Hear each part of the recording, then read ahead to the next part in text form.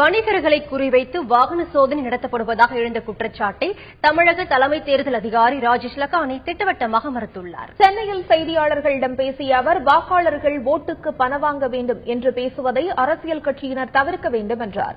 தேர்தல் முறைகேடு தொடர்பாக அரசியல் கட்சியினர் அளித்த புகார் மீது நடவடிக்கை எடுக்கப்படுவதாக ராஜேஷ் லக்கானி தெரிவித்தார். ஏப்ரல் 22ஆம் தேதிக்கு பிறகு மத்திய தேர்தல் பார்வையாளர் தமிழகம் வரவுள்ளதாக லக்கானி கூறினார். வாகன சோதனையின் போது உரிய ஆவணங்கள் இன்றி கொண்டு செல்லப்படும் பணம் மட்டுமே பறிமுதல் செய்யப்படுவதாக அவர் தெரிவித்தார். வணிகர்களை குறிவைத்து வாகன சோதனை நடத்தப்படவில்லை என்றும் ராஜேஷ் லக்கானி விளக்கம் அளித்தார். நம்ம பணம் கொடுத்து பத்தி பேசக்கூடாதுன்னு எதுக்கு சொல்றேன்னா, பணம் கொடுக்கறது நம்ம சட்டப்படி குற்றம்.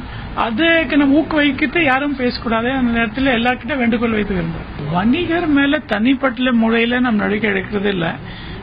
நம்ம யாரு அதிகமா பணம் கொண்டு எடுத்துட்டு போறாங்க, அது ஆவணங்கள் இன்றி பணம் எடுத்து போறாங்க, அவங்க மேலதான் நடவடிக்கை எடுக்கிறோம். அது மட்டும் இல்ல, யார் யார் பணம் பறிமுதல் பண்ணிருக்கோம், யார் யார் ஆவணங்கள் கொடுத்துருக்காங்க, திருப்பி கொடுத்துருக்கோம். சோ அது டெஃபினட்டா நம்ம உறுதிப்படுத்துறோம். எல்லா கலெக்டர்ஸ் ரிவ்யூ பண்றோம், அவங்க உத்தரவு போட்டு திருப்பி கொடுக்குறாங்க. அதனால அது வணிகர் மேல தனியா நம்ம நடவடிக்கை எடுக்கிறது இல்லை.